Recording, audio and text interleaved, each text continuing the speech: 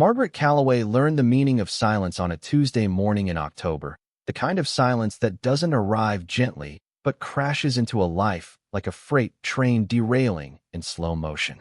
She was 69 years old, standing barefoot on the cold tile floor of the kitchen she had kept spotless for nearly half a century, holding a bowl of oatmeal she had prepared the way Harold liked it, with a drizzle of local honey and exactly 7 blueberries, because Harold Calloway was a man of absurd, unwavering precision. The bowl was still warm in her hands when she heard the front door open and close with a sound she had never heard before, a careful, deliberate click, the sound of someone leaving who did not intend to come back. She found the letter on the hallway credenza, propped against the ceramic vase she had bought on their 30th anniversary trip to Savannah. It was typed, not handwritten. 47 years of marriage, and Harold couldn't be bothered to pick up a pen. The letter was 3 paragraphs long. The first paragraph informed her that he had retained the legal services of Whitfield, Archer, and Crane, a prestigious divorce firm in Charlotte. The second paragraph stated that he had been in a relationship with a woman named Vanessa Kessler for the past 4 years, a 41-year-old real estate agent he had met at a conference in Raleigh. The third paragraph, the one that would haunt Margaret for months, contained a single line that seemed almost casual in its cruelty. I have already moved my personal belongings to the new residence. Please direct all further communication through my attorney. No apology. No explanation beyond the fact of Vanessa's existence.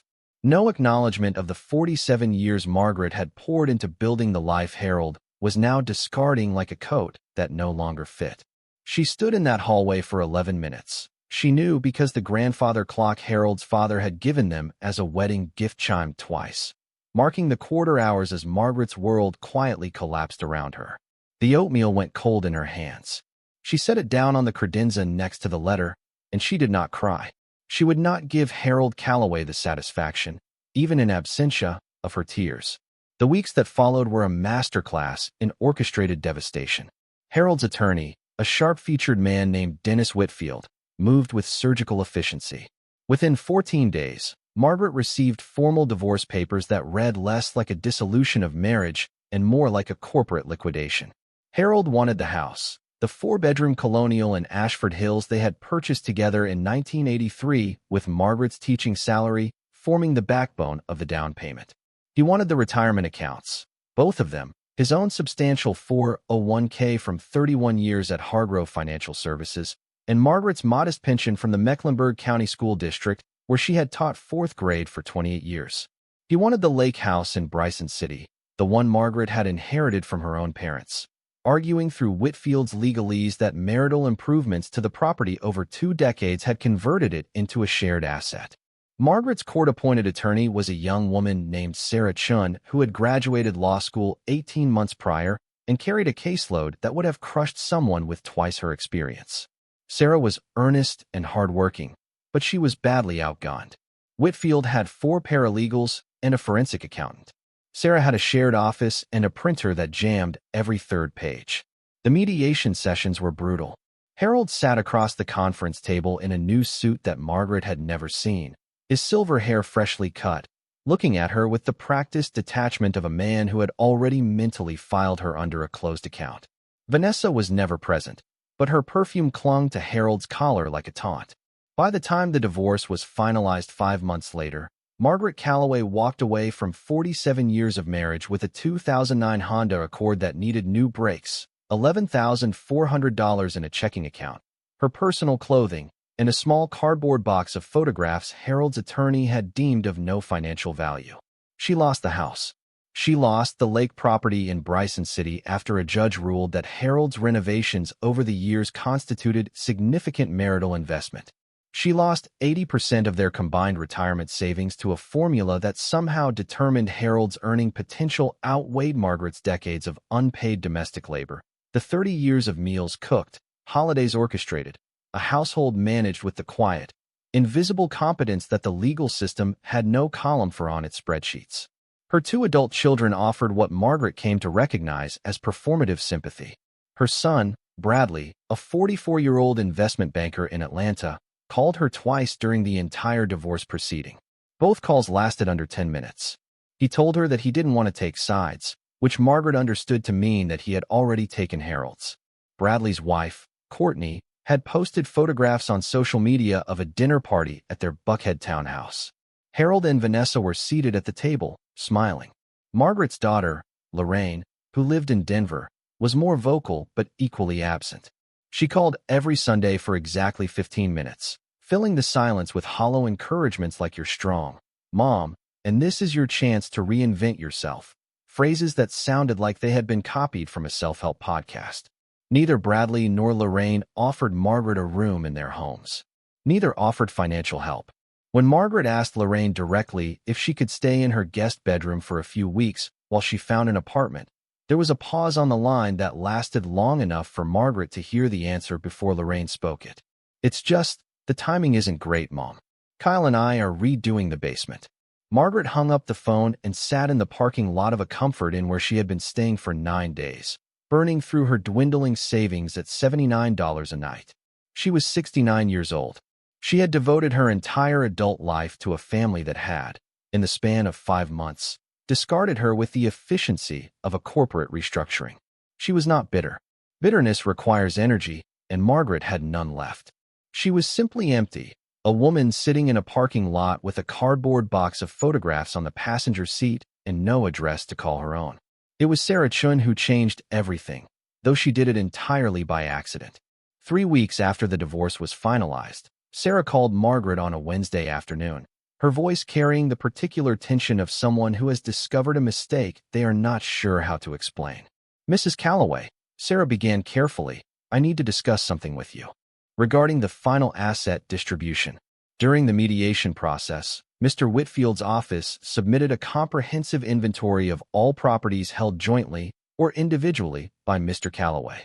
As part of the final settlement, several properties were allocated to Mr. Calloway's column, and a small number of residual assets were allocated to yours."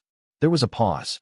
"It appears that a clerical error in Mr. Whitfield's office resulted in one property being placed in your distribution column that was likely intended for Mr. Calloway's. A property located at 14 Cairn Hollow Road, Harlan County, Virginia.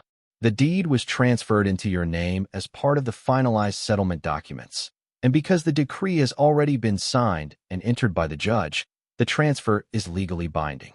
Margaret stared at the stained ceiling of her motel room. She had never heard of Cairn Hollow Road. She had never heard of a property in Harlan County. In 47 years of marriage, Harold had never once mentioned owning land in rural Virginia. "What kind of property is it?" Margaret asked. "According to county records," Sarah said, "it's a residential estate on approximately 12 acres. The structures include a main stone house and several outbuildings. It was originally purchased in 1955 by a man named Alastair Finn. Ownership transferred to Harold Calloway through a private transaction in 2003. There are no active liens, no mortgage, and property taxes have been paid through a blind trust administered by Mr. Whitfield's firm. Mrs. Calloway, I have to be transparent with you. Mr. Whitfield has already contacted me demanding the property be returned. He claims it was a filing error, but the settlement decree is final. That property is legally yours." Margaret sat on the edge of the motel bed for a long time after she hung up. Harold had secretly owned a property in Virginia for over 20 years. He had kept it hidden from her, paid for through a blind trust she had never known existed, administered by the very attorney who had just spent 5 months dismantling her life. And now, through the particular poetry of a paralegal's clerical error, it belonged to her. She packed her cardboard box, checked out of the Comfort Inn, and drove south. The drive from Charlotte to Harlan County, Virginia, took just under 4 hours, carrying her deeper into the Blue Ridge Mountains along increasingly narrow roads that wound through hollows thick with sugar maples and white oaks shedding their autumn leaves. The GPS signal died 40 minutes before she arrived, forcing her to navigate by a hand-drawn map Sarah Chun had emailed based on the county surveyor's records. Cairn Hollow Road was not a road in any modern sense of the word. It was a single-lane gravel track that branched off a state route and climbed steeply through dense hardwood forest for nearly 2 miles before leveling out on a ridgeline that offered a sweeping view of the Appalachian foothills below. When Margaret finally brought the Honda to a stop at the end of the drive, she sat behind the wheel for a full minute, trying to reconcile what she was seeing with what she had expected. She had expected ruin. She had expected a collapsed shack or a mildewed trailer, the kind of worthless property Harold might have acquired as a tax shelter and forgotten about. What she found was something entirely different. The house was built of native fieldstone, hand-cut blocks of gray and amber granite fitted together with the kind of meticulous craftsmanship that modern construction had abandoned decades ago. It was 2 stories tall with a steeply pitched slate roof, arched windows with leaded glass panes, and a wide covered porch supported by thick stone columns. It was beautiful in the way that old things are beautiful when they have been built by someone who understood that beauty and endurance are the same quality. But it was also profoundly neglected. Virginia creeper and English ivy had consumed the entire eastern wall, prying into the mortar joints and cracking the stone. The porch roof sagged dangerously on the left side where a support column had shifted. The yard, if it could be called that, was a waist-high field of dead goldenrod and wild thistle. The windows on the ground floor were shuttered from the inside, heavy wooden shutters that appeared to have been nailed closed. Every window, every door, sealed. Margaret stepped out of the car.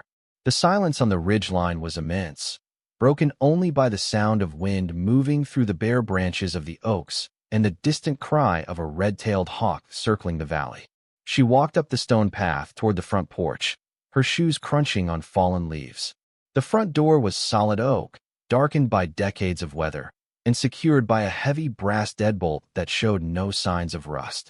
Whoever had sealed this house had done so deliberately and with care. This was not abandonment. This was preservation. She tried the key that Sarah Chun had sent via certified mail, a single brass key that had been filed with the original deed. The lock resisted for a moment, then turned with a deep, satisfying click that echoed off the stone walls. Margaret pushed the door open. The hinges groaned, but held. A wave of air rushed out to meet her, cold and dry, and carrying a scent she could not immediately identify. Something between old paper and cedar and the faintest trace of machine oil. The interior was dark, the shuttered windows blocking all natural light. Margaret pulled out her phone and activated the flashlight. The beam swept across a foyer floored in dark hardwood, the planks wide and hand-pegged in a style that predated plywood by generations.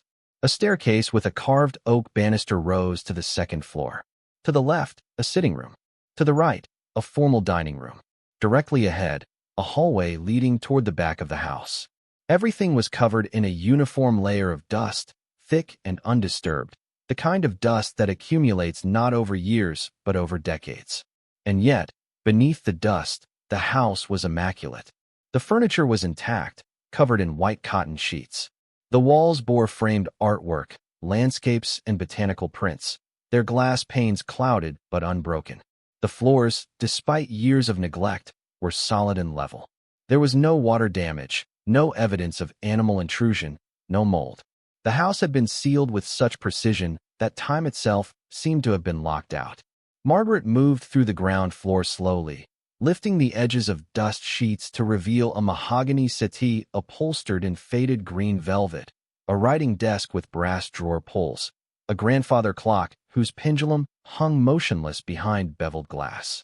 The kitchen was modest by modern standards but equipped with a cast-iron cookstove, a hand-pump well sink, and open shelving lined with mason jars that still contained preserved fruits and vegetables, their contents darkened but their seals unbroken. The house was not a ruin. It was a time capsule. She found the first clue in the study. At the back of the house, a small room with built-in bookshelves lining every wall. Hundreds of volumes, leather-bound and cloth-covered, filled the shelves in neat rows. A large desk dominated the center of the room, its surface covered by a leather blotter and a collection of fountain pens arranged with military precision. On the desk, positioned as if someone had set it down moments ago and intended to return, was a framed photograph. Margaret picked it up and wiped the dust from the glass with her sleeve. The photograph showed a man in his 50s, lean and sharp-featured, standing in front of this very house. He wore a dark suit and held a wooden crate in his arms. Behind him, the front door of the house was open, and through the doorway, Margaret could see a woman carrying another crate inside. The photograph was dated on the back in faded pencil. June 1958. The last load. Everything is inside. Lock it and leave. Do not return until it is safe. A. F. Alistair Fenn, the original owner. Margaret set the photograph down and looked around the study with new eyes. The bookshelves were not simply decorative. Several of the lower shelves held not books, but archival boxes, gray acid-free containers labeled in a careful, precise hand. She pulled one from the shelf and opened it. Inside were documents, dozens of them, typed on heavy cotton bond paper and bearing official letterheads she recognized immediately. The Smithsonian Institution, the National Gallery of Art, the Library of Congress. She did not understand yet what she was looking at, but something tightened in her chest, the same instinct that had told her Harold was lying years before she ever found proof. This house was not simply old. It was not simply sealed. Something had been placed here, carefully, deliberately, and hidden from the world for almost 70 years. Margaret closed the box and placed it back on the shelf. She walked to the window and pried one of the interior shutters open for the first time since 1958. Amber afternoon light poured into the study, illuminating the dust motes that swirled in the disturbed air like tiny galaxies. She looked out at the 12 acres of overgrown Virginia ridgeline that now belonged to her, the stone house, the sealed rooms she had not yet opened, the outbuildings whose doors were padlocked and whose windows were boarded.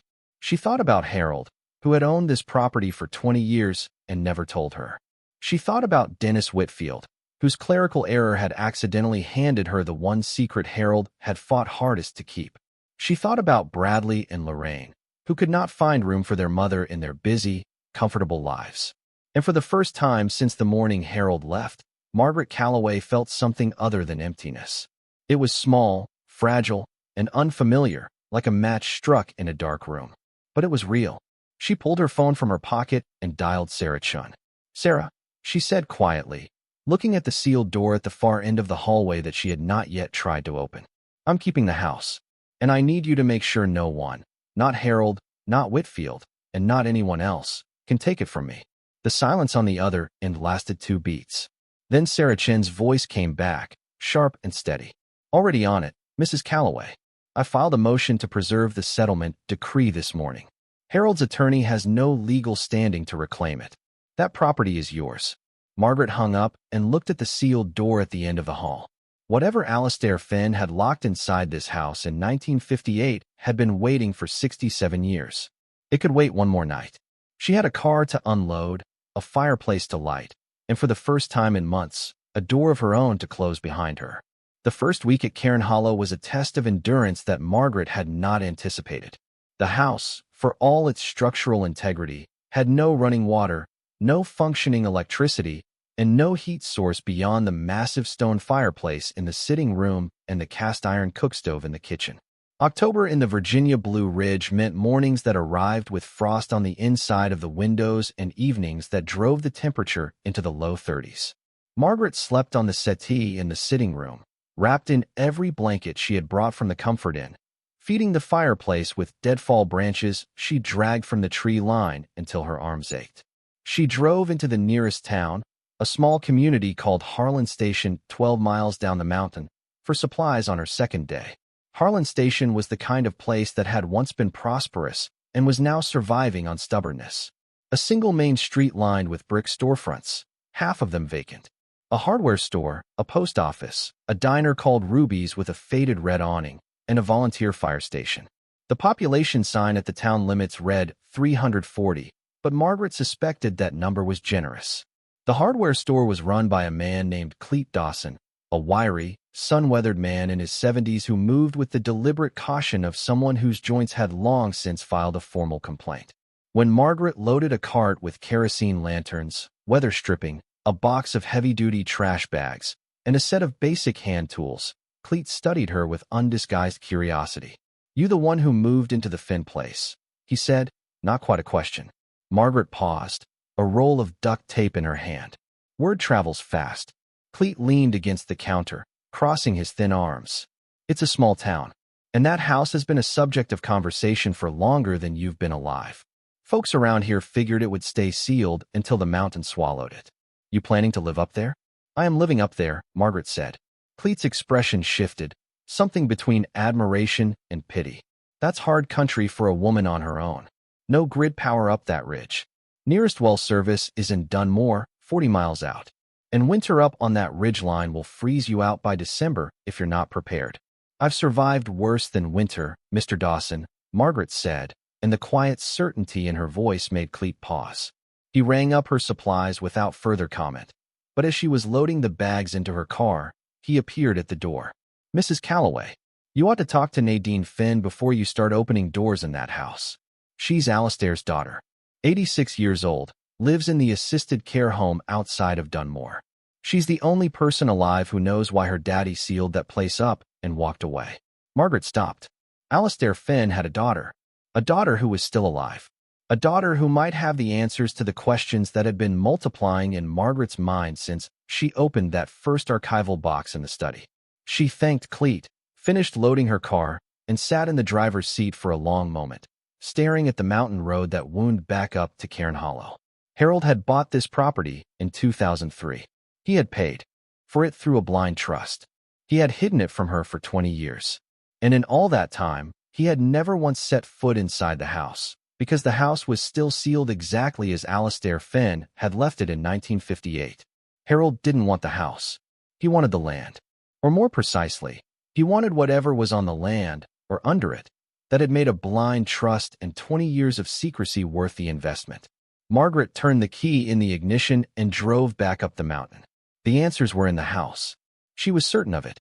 But she also understood, with the patience that only comes from decades of living with a man who kept secrets, that some doors need to be opened carefully, in the right order, at the right time. She had waited 47 years to learn who Harold truly was. She could wait a little longer to learn what he had been hiding. Margaret drove to the Dunmore Valley Assisted Living Center on a Friday morning, following a route that took her through 30 miles of winding mountain road flanked by forests so dense the canopy formed a tunnel of bare branches against the pale autumn sky. The facility was a single-story brick building set back from the road behind a parking lot that held exactly 4 cars.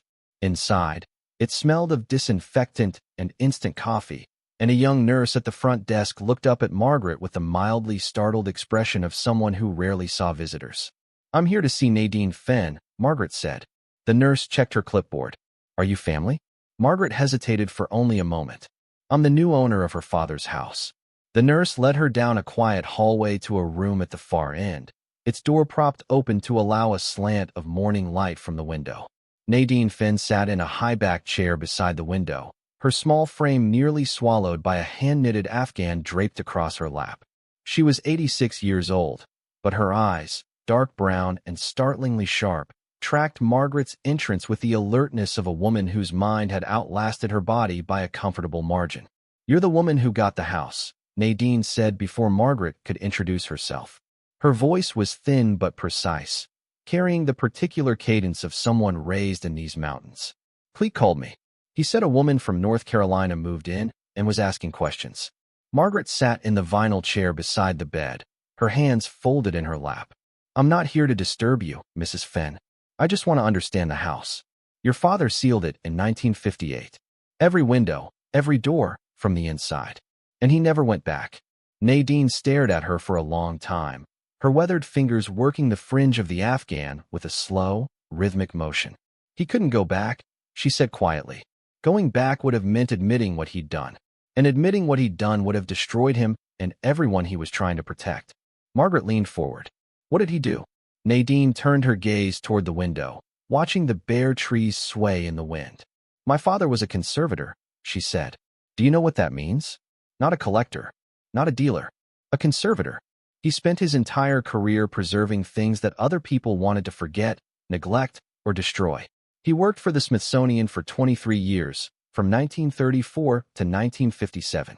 He was responsible for the care, restoration, and storage of works that the institution considered too fragile, too controversial, or too politically sensitive for public display." She paused, and Margaret waited, understanding instinctively that this story would arrive at its own pace. In 1957, Nadine continued, "My father discovered that a newly appointed deputy director was orchestrating the quiet disposal of items from the permanent collection. Not officially. There were no records, no deaccession papers, no board approvals. He was selling pieces through private channels, funneling the money into accounts that had nothing to do with the institution. My father documented everything. He photographed the inventory discrepancies. He copied the internal transfer logs. He brought his evidence to the director himself. What happened? Margaret asked. Nadine's lips pressed into a thin, bitter line. The director was the deputy director's brother-in-law. My father was terminated within 72 hours. They called it a reduction in force. He was escorted from the building with nothing but his personal effects. But before they locked him out, he did something that would have landed him in federal prison if anyone had ever found out. Margaret felt the hair on the back of her neck rise. He took them, Nadine said, her voice dropping to barely above a whisper. The pieces that were being sold off. He couldn't bear to watch them disappear into private collections where no one would ever see them again. He loaded them into crates over the course of 3 nights, drove them to Virginia in a borrowed truck, and sealed them inside the house on Cairn Hollow Road. He spent the rest of his life terrified that someone would come looking. He died in 1979, in this very town, in a rented room above the hardware store, and he never set foot in that house again. Margaret sat very still. The archival boxes in the study, the sealed rooms she had not yet opened, the meticulous care with which the house had been closed, every window shuttered, every door locked, the air inside kept cold and dry. Mrs. Fenn, Margaret said carefully, what exactly did your father take? Nadine looked at her with those sharp, unflinching eyes. I don't know everything. He never told me the full inventory. He said it was safer if I didn't know. But I know there are paintings. I know there are manuscripts. And I know there is at least one item that my father said was worth more than anything money could buy, something he called the cornerstone. He said the cornerstone was the reason the deputy director wanted everything destroyed, because if it ever surfaced, it would prove what had been stolen and by whom. Margaret drove back to Cairn Hollow with her hands tight on the steering wheel and her mind racing. The house on the ridge was not simply a neglected estate. It was a vault, a carefully constructed preservation chamber designed by a man who had spent his professional life understanding exactly how to protect fragile things from time, moisture, and human greed.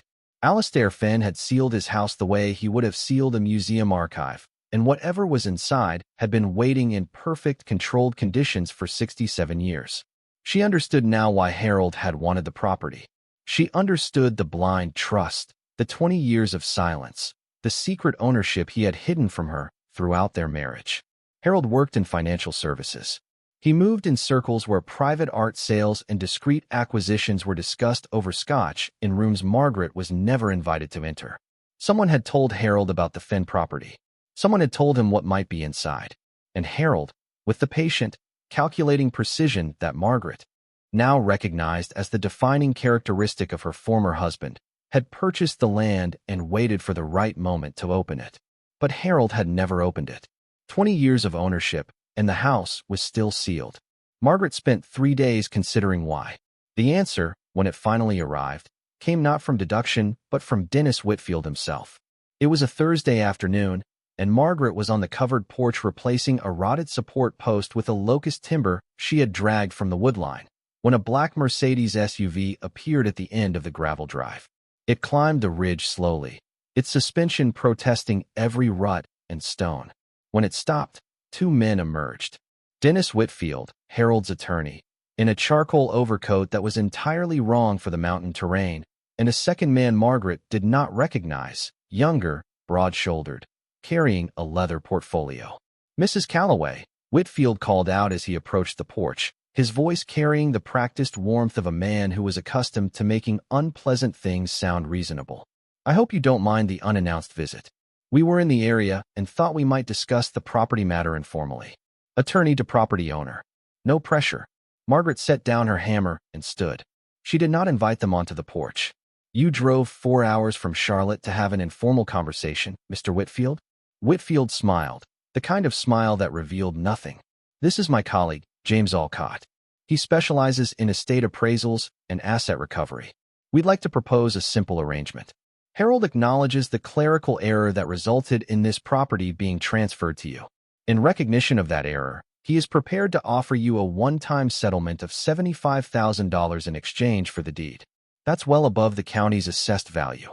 You'd walk away with enough to establish yourself comfortably. Margaret looked at Whitfield, then at Alcott, who had not spoken but whose eyes were already scanning the house, the stone walls, the sealed windows, the padlocked-out buildings. with an intensity that had nothing to do with casual appraisal. The county's assessed value, Margaret said slowly, is $68,000 for 12 acres of ridgeline and a stone house with no utilities. But you drove 4 hours and brought an asset recovery specialist to offer me $75,000. That's a $7,000 premium for a property you described in the divorce proceedings as a worthless rural parcel of no significant value.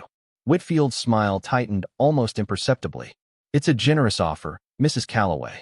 The maintenance costs alone on a structure this old would exceed the property's value within 2 years. You're a retired schoolteacher on a fixed income. This is the practical choice.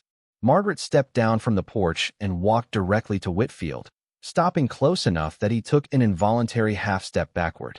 Mr. Whitfield, I spent 28 years teaching 9-year-olds how to recognize when someone is trying to trick them. You are not as subtle as a 4th grader. This property is not worthless. You know it, Harold knows it, and now I know it.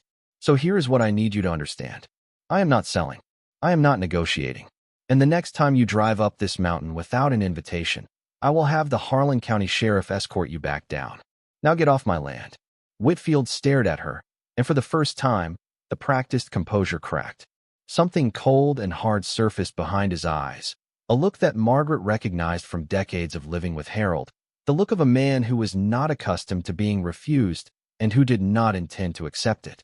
You're making a mistake, Margaret, Whitfield said, dropping the formal address. Harold has resources you can't imagine. He can tie this property up in litigation for a decade. By the time the courts are finished, you won't be able to afford the gas to drive down this mountain. Margaret held his gaze without blinking. Then I suppose he'd better get started. Because I'm not going anywhere. She watched the Mercedes back down the gravel drive and disappear into the tree line. Her hands were shaking, but not from fear. From anger. Pure, clarifying, 69-year-old anger that had been building for 5 months and had finally found its proper target. Harold had not merely left her. He had left her while sitting on a secret worth enough to send his most expensive attorney up a mountain road in a $200,000 vehicle. Whatever was inside this house, Harold wanted it badly enough to threaten legal war from 400 miles away. And that meant whatever was inside this house was worth fighting for. That evening, Margaret stood in the study with a kerosene lantern and began to systematically open the archival boxes on the lower shelves. There were 19 boxes in total, each labeled in Alastair Finn's precise hand with dates and catalog numbers that corresponded to institutional reference systems Margaret did not yet understand. She opened them one by one, laying the contents on the desk in careful rows. The documents told a story that unfolded like a map being slowly unrolled. Correspondence between Alastair Finn and colleagues at the Smithsonian, the National Gallery, and the Library of Congress, dating from 1935 to 1957. Internal inventory reports showing acquisition numbers, provenance records, and condition assessments for dozens of objects. And then, beginning in late 1956, a different kind of document entirely, handwritten notes in Finn's increasingly agitated script, documenting discrepancies between the official catalog and the physical inventory. Items listed as in storage that were no longer on the shelves. Transfer orders bearing signatures that Finn identified as forged. And a name that appeared again and again in the margins, circled, underlined, annotated with dates and dollar amounts. Victor Ashford. Margaret recognized the name, not from her own life, but from the kind of general cultural knowledge that accumulates over decades of reading newspapers and watching documentaries. The Ashford family had been prominent in Washington society for generations, political donors, board members of cultural institutions, the kind of old money dynasty whose name appeared on museum wings and university buildings. If Victor Ashford had been the deputy director orchestrating the theft of institutional collections, the implications were staggering. And the proof, the meticulous, obsessively detailed proof that Alastair Finn had compiled over 20 years of service, was sitting in 19 archival boxes in a sealed house on a Virginia ridgeline. Margaret closed the last box and placed it back on the shelf. She understood now what Nadine had meant by the cornerstone. It was not a single object. It was the evidentiary chain, the paper trail that connected the stolen items to the man who had stolen them and the institution that had covered it up. Without the documents, the objects in the sealed rooms were simply old things with no provenance, no legal standing. no way to prove where they had come from or why they had been hidden.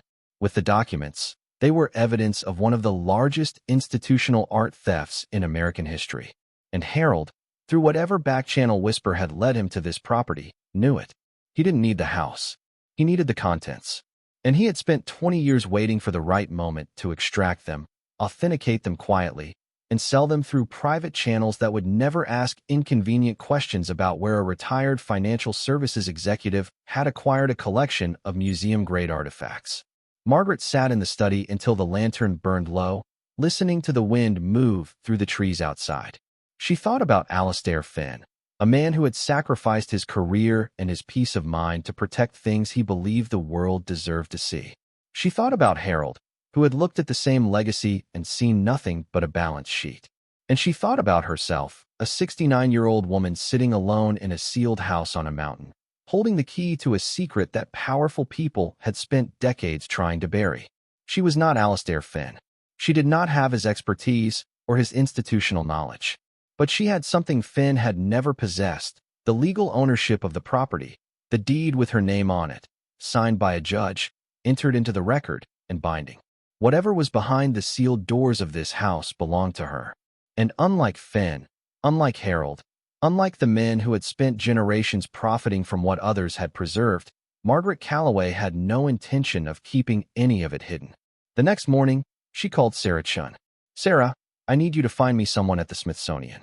Not an administrator, not a board member, a conservator, someone who cares about what's been lost more than what it's worth." There was a pause on the line. "Mrs. Calloway, are you telling me what I think you're telling me?" "I'm telling you that this house is full of things that belong to the American people," Margaret said, her voice steady. "And it's time to open the doors."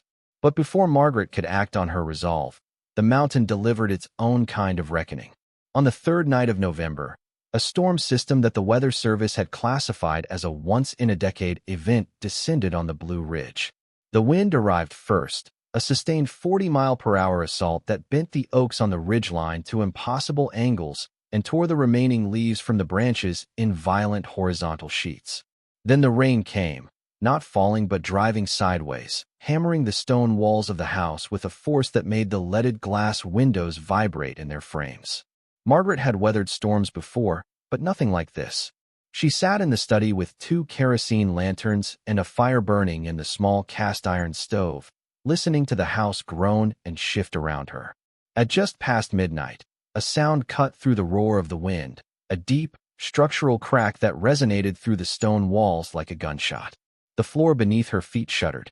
She grabbed a lantern and moved toward the sound, which had come from the back of the house, from behind the sealed door at the end of the hallway. The door she had not yet opened. The door whose lock she had not yet found a key for. When she reached the hallway, she saw it immediately. The storm had done what 67 years of stillness had not. The stone wall to the left of the sealed door had shifted, cracked by the relentless pressure of water seeping into the mortar from the saturated hillside behind the house. A section of wall the size of a dinner table had buckled inward, and through the gap, Margaret could see darkness and feel a rush of cold, impossibly dry air flowing from the space beyond. She held the lantern up to the opening. The light pushed into the gap and illuminated the edge of something she had not expected. Not another room.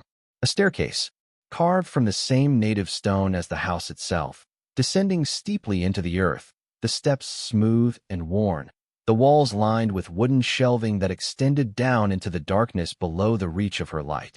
Margaret stood at the edge of the opening, the storm howling behind her, the cold breath of the underground space washing over her face. Alastair Finn had not simply sealed a house. He had built downward. Whatever he had carried inside in June of 1958, whatever he had spent his final years protecting with paranoid vigilance, was not in the rooms she had already explored. It was beneath them. She set the lantern on the floor, braced her hands against the broken stone, and lowered herself through the gap. The steps were solid under her feet. The air was extraordinary, cold, dry, perfectly still, the kind of environment that a professional conservator would engineer to preserve organic materials for centuries. She picked up the lantern and began to descend. 22 steps.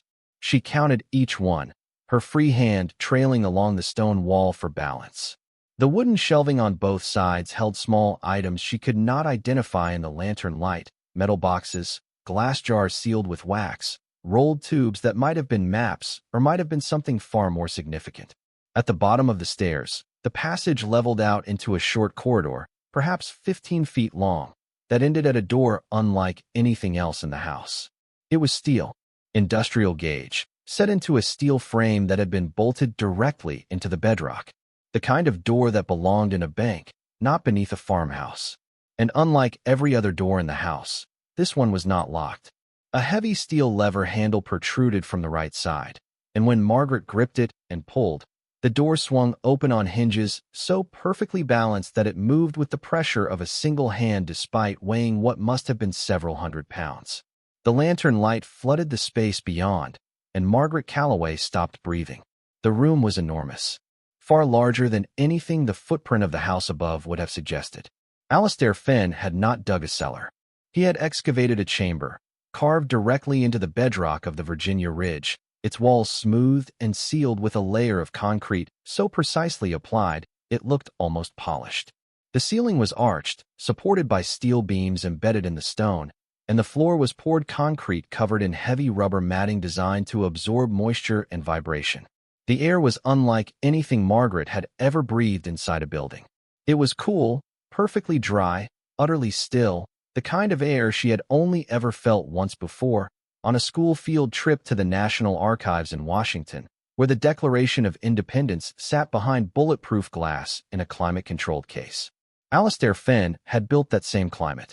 Underground, without electricity, using nothing but the natural thermal stability of the bedrock, the sealed concrete shell, and a passive ventilation system that Margaret could see running along the ceiling in a series of narrow copper pipes that disappeared into the stone. The lantern's reach was not enough to illuminate the entire space, but what it revealed in its golden circle made Margaret lower herself slowly onto the bottom step and sit down, because her legs would no longer support her. Along the left wall, standing upright in custom-built wooden racks padded with wool felt, were paintings.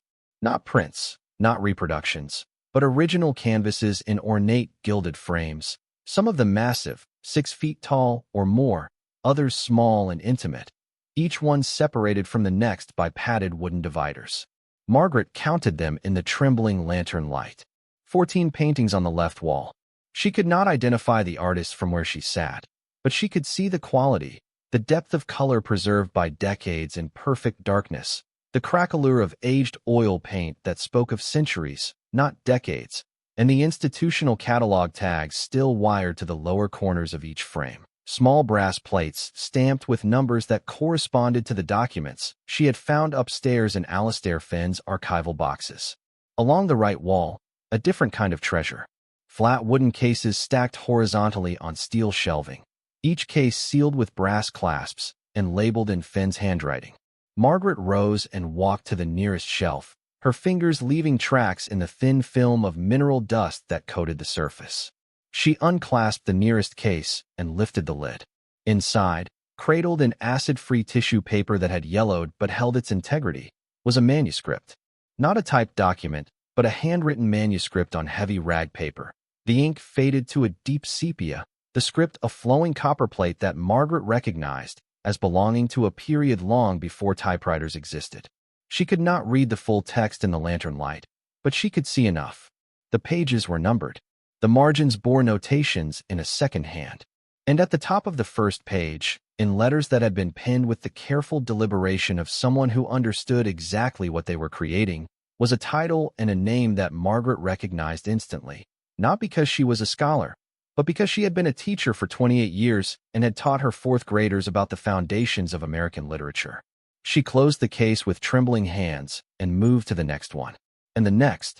7 cases on the first shelf alone, each containing a manuscript or a collection of letters or a bound journal, each labeled with Fenn's catalog numbers, each preserved in the same meticulous archival fashion. The second shelf held maps, large-format cartographic documents rolled inside acid-free tubes, their ends sealed with wax. The third shelf held something Margaret had not expected at all, small wooden boxes lined with velvet, each containing what appeared to be scientific instruments, brass and glass devices of extraordinary craftsmanship, sextants and astrolabes, and magnifying apparatus that looked as though they belonged in a museum of natural history. And at the far end of the chamber, standing alone on a heavy oak pedestal, was a single object covered by a linen cloth. Margaret walked toward it slowly, the lantern casting long shadows against the arched concrete ceiling. She reached out and lifted the cloth. It was a painting, smaller than the others, perhaps 18 inches by 24, in a simple gilded frame that was far less ornate than the frames on the left wall. The canvas depicted a woman seated by a window, her face turned slightly away from the viewer, her hands resting in her lap, the light falling across her features with a warmth and precision that made the figure seem not painted but breathing. Margaret was not an art historian. She could not attribute the painting by sight, but she understood beauty. She understood craft, and she understood, with a certainty that went beyond expertise, that she was looking at something that the world had lost and believed destroyed. This was the cornerstone. The piece Alastair Fenn had told his daughter was worth more than anything money could buy. Not because of its auction value, though Margaret suspected that value would be staggering, but because its existence proved that Victor Ashford's theft had been real, that the cover-up had been institutional, and that a single conservator had risked everything to save what the powerful had tried to erase. Margaret replaced the linen cloth with careful hands. She climbed the 22 steps back to the hallway, stepped through the gap in the cracked stone wall, and stood in the dark corridor of the house while the storm raged outside. She was shaking, not from the cold, but from the enormity of what she had just witnessed. She was a retired schoolteacher, standing on top of what was likely one of the most significant cultural recoveries in American history. And she was completely, terrifyingly alone. She did not sleep. She sat in the study with the door locked and the fire burning, guarding the house like Alastair Fenn had guarded it for the final decades of his life. At first light, when the storm had finally exhausted itself and the ridgeline lay quiet under a sky washed pale and clean, Margaret picked up her phone and called Sarah Chun. "Sarah," Margaret said, her voice hoarse from a night without sleep. "I need you to listen carefully. I found it. The sealed space. Underneath the house. And what's inside is beyond anything I imagined. I need someone from the Smithsonian here. Not tomorrow. Today." Sarah Chun, to her enduring credit, did not ask Margaret if she was sure. She did not ask for details over the phone. She said 3 words. "I'm on it." And she was. What followed was the most extraordinary 72 hours of Margaret Calloway's life. Sarah Chun, operating with a ferocity that belied her 18 months of legal experience, contacted the Smithsonian's Office of the Inspector General directly, bypassing every layer of bureaucratic insulation to reach a woman named Dr. Leonora Voss, the institution's chief conservator and a 30-year veteran of cultural recovery. Dr. Voss listened to Sarah's summary, asked 4 precise questions, and was on a flight from Washington to Roanoke within 3 hours. Dr. Voss arrived at Cairn Hollow the following morning in a rented SUV packed with portable examination equipment, acid-free containers, and a forensic documentation kit. She was a tall woman in her early 60s with silver hair pulled back in a severe bun and the quiet, concentrated intensity of someone who had spent her career in the company of objects that demanded absolute respect. She climbed the porch steps, shook Margaret's hand, and said simply, "Show me." Margaret led her through the gap in the cracked wall and down the 22 steps. When Dr. Voss reached the bottom and her examination lights swept across the underground chamber, she did not gasp. She did not cry. She went completely silent for nearly a full minute, her light moving slowly across the racks of paintings, the shelves of manuscript cases, the pedestal at the far end. Then she set her equipment bag on the rubber matting, pulled on a pair of white cotton gloves, and walked to the nearest painting. She examined the first canvas for 45 minutes without speaking a single word. She used a jeweler's loupe, a UV pen light, and a handheld spectrometer to analyze the pigment layers. She photographed the institutional catalog tag wired to the frame, cross-referencing the number against a database on her laptop. When she finally straightened up and looked at Margaret, her expression was one that Margaret would never forget, a mixture of professional awe and something that looked very much like grief. "Mrs. Calloway," Dr. Voss said, her voice steady but carrying a tremor at its edges. This painting has been on the Smithsonian's missing inventory list since 1958. It was officially classified as destroyed in a storage facility incident that was later attributed to water damage. I have spent 11 years of my career trying to determine what happened to the items lost in that incident. She paused, her gloved hand resting gently on the edge of the gilded frame. There are curators who built their entire careers around the theory that these works no longer existed. Over the next 2 days, Dr. Voss conducted a preliminary survey of the entire underground chamber. She worked 18-hour days, pausing only to eat the sandwiches Margaret brought down the stone steps, and to make encrypted calls to colleagues in Washington whose voices Margaret could hear rising in disbelief through the phone's tiny speaker. The preliminary inventory was staggering. 14 paintings spanning 4 centuries of American and European art, including 3 works that had been attributed to artists whose names Margaret recognized from the covers of museum catalogs. 27 manuscripts and document collections, including correspondence, journals, and draft texts of historical significance that scholars had assumed were permanently lost. 41 scientific instruments dating from the 18th and 19th centuries, several of which bore the personal marks of inventors and naturalists whose contributions had shaped the foundations of modern science. And the cornerstone, the small painting on the oak pedestal, which Dr. Voss examined for over 2 hours in absolute silence before she sat down on the rubber matting, removed her gloves, and pressed her hands against her face. Margaret sat beside her. "What is it?" she asked gently. Dr. Voss lowered her hands. Her eyes were red. "If this is authentic, and every preliminary indicator tells me it is, this painting was believed to have been destroyed in a private collection fire in 1919. Its loss has been mourned by the art world for over a century. Conservative auction estimates for a work of this attribution and provenance would begin at $40 million.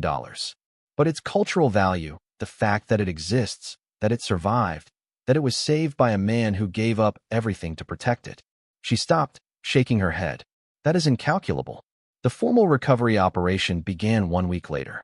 A convoy of climate-controlled transport vehicles arrived at Cairn Hollow under the escort of United States Marshals, dispatched by a federal judge who had issued an emergency preservation order at the request of the Smithsonian's legal counsel.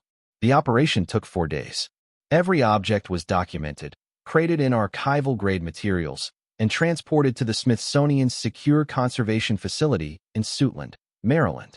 Dr. Voss personally supervised the removal of each piece, and Margaret stood at the top of the stone steps watching them go, one by one, back into the hands of the institution they had been taken from and the public they had been hidden from for 67 years. The legal proceedings that followed were complex, exhaustive, and ultimately decisive. The Smithsonian's Office of the Inspector General launched a full investigation into the 1957 disposal scheme, using Alastair Finn's archival documentation as the evidentiary foundation. The paper trail Finn had assembled was meticulous: dates, names, forged signatures, account numbers, and correspondence that linked Victor Ashford directly to the systematic theft and private sale of institutional holdings over a 3-year period. Victor Ashford had died in 1994, beyond the reach of criminal prosecution, but the investigation exposed a network of private collectors who had knowingly purchased stolen cultural property, and a series of civil recovery actions were initiated that would take years to fully resolve. But the legal reckoning that struck closest to Margaret's life was not institutional. It was personal. Dennis Whitfield's visit to Cairn Hollow had not been a casual overture. It had been the opening move in a strategy that Harlan County had been developing for years. The federal investigation, triggered by Margaret's discovery, pulled threads that led directly to Harold's blind trust and his 20-year ownership of the Finn property. Investigators discovered that Harold had been in contact with a private dealer in London who specialized in the discreet sale of works with incomplete provenance. Emails recovered from Harold's personal accounts revealed a plan to extract the contents of the sealed house, transport them overseas, and sell them through a series of intermediaries who would fabricate provenance documents. The estimated value of the collection, based on the dealer's own projections, exceeded $120 million. Harold had known. He had known for 20 years what was beneath that house. He had purchased the property with the specific intent of eventually looting it. The only reason he had waited was the same reason Alastair Finn had never gone back: fear. Fear that opening the sealed house would attract attention. Fear that the Smithsonian's periodic inventory reviews would eventually identify the missing pieces. Fear that someone, somewhere, would connect the dots. Harold's plan had always been to wait until enough time had passed, until institutional memory had faded sufficiently, and then quietly extract the collection and disappear it into the unregulated depths of the private art market. And then his own attorney had accidentally given the property to his ex-wife, and everything had unraveled. The federal indictment was handed down on a Monday in late January. Harold Calloway was charged with conspiracy to traffic in stolen cultural property, money laundering, and fraud. Dennis Whitfield was charged as a co-conspirator for his role in administering the blind trust and facilitating the planned extraction. The indictment made national news. Margaret watched the coverage on a small television in Ruby's Diner in Harlan Station, sitting at the counter with a cup of coffee, while Clete Dawson sat beside her shaking his head in quiet amazement. "That man drove up here in a Mercedes trying to buy you off for $75,000, Clete said. And the whole time, he was sitting on a $100 million secret." Margaret took a sip of her coffee. "He wasn't sitting on it, Clete. I was." The karma arrived not in a single dramatic moment, but in a series of quiet, devastating revelations that stripped Harold Calloway of everything he had built his post-Margaret life upon. Vanessa Kessler, upon learning that the man she had moved in with was facing federal charges and the seizure of his assets, vacated the Charlotte residence within 72 hours, her departure as swift and frictionless as Harold's departure from Margaret had been. Bradley, the investment banker's son who had hosted Harold and Vanessa at his Buckhead dinner parties, released a public statement through his firm distancing himself from his father's legal situation, the corporate language barely concealing the panic of a man terrified that his clients would associate him with a federal defendant. Lorraine called Margaret for the first time in 3 months, her voice carrying the unmistakable pitch of someone recalculating which parent represented the safer emotional investment. Margaret listened to Lorraine's stammered apology for 17 seconds before interrupting gently. "Lorraine," Margaret said, "I love you. I have always loved you. But I am not going to pretend that you didn't choose convenience over loyalty when it mattered. You are welcome to visit me. You are welcome in my home. But you will come because you want to see your mother, not because your father's name is in the newspaper. Do you understand?" The silence on the other end of the line was the most honest sound Lorraine had made in years. "Yes, Mom," she whispered. "I understand." Margaret did not gloat. She did not give interviews.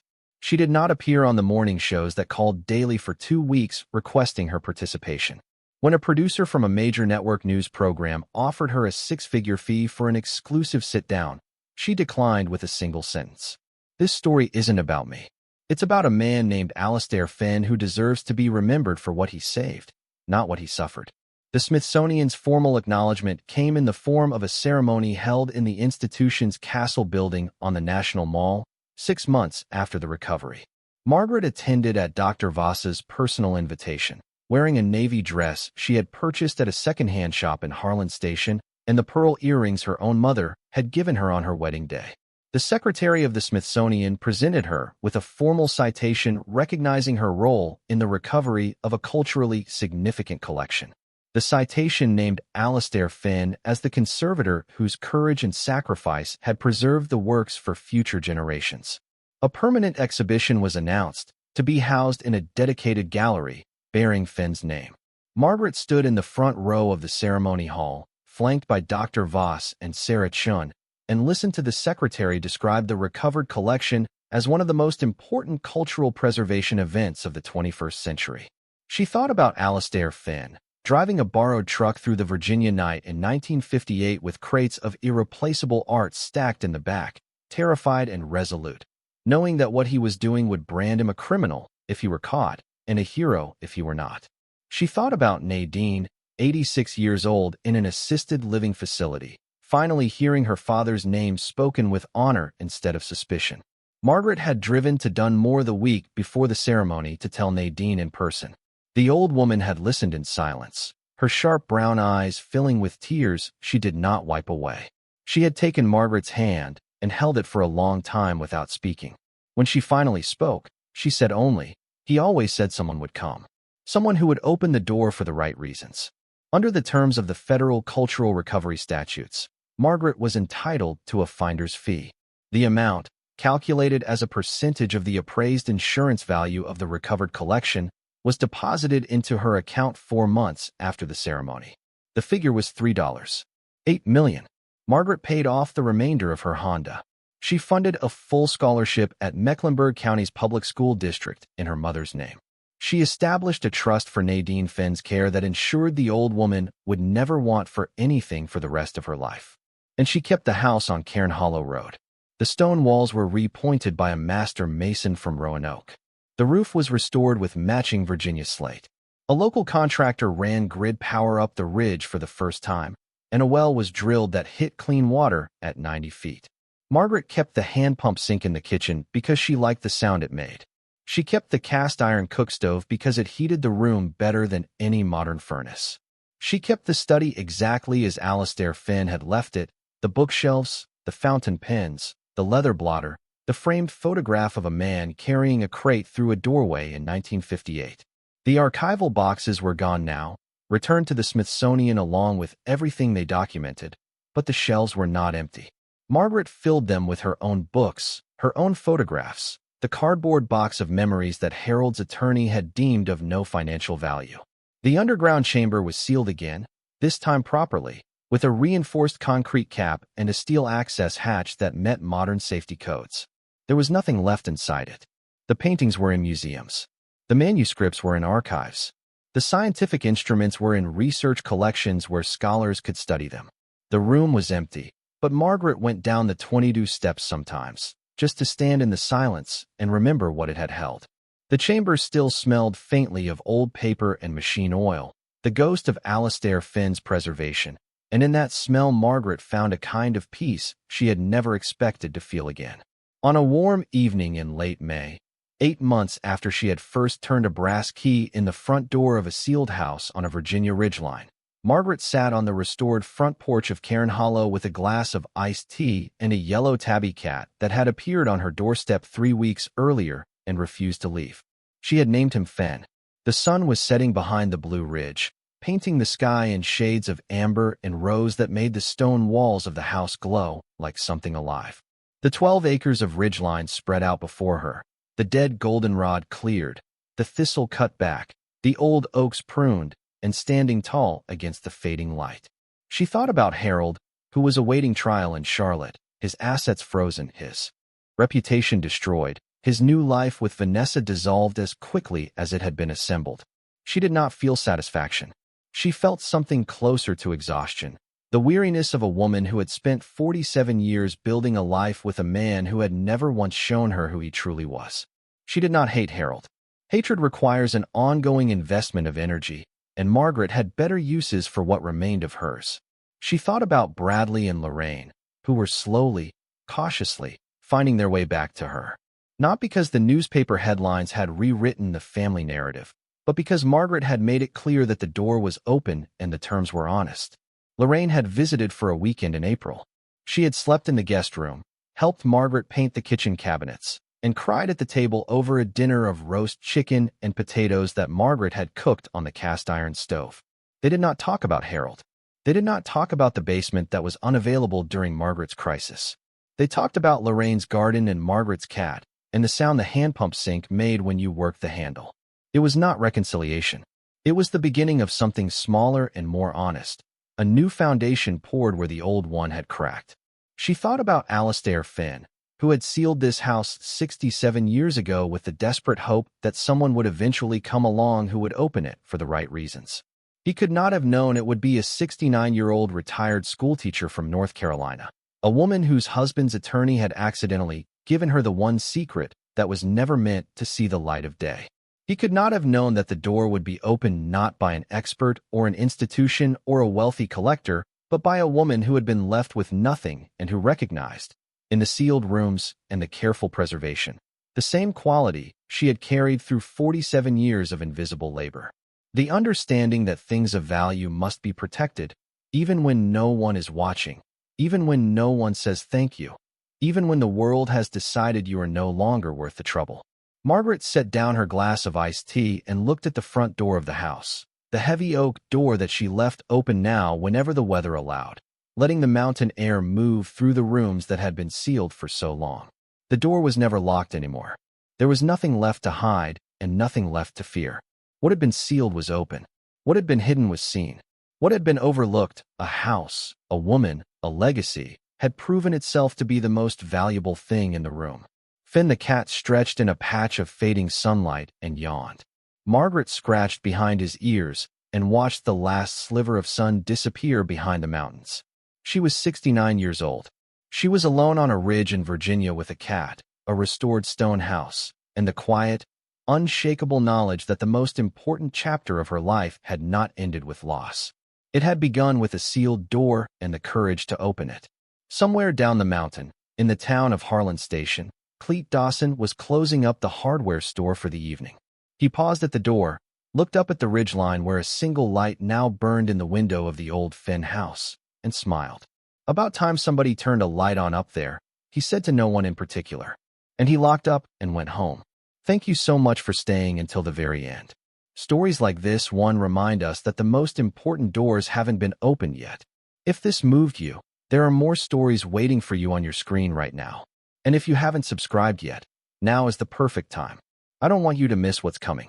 See you in the next story.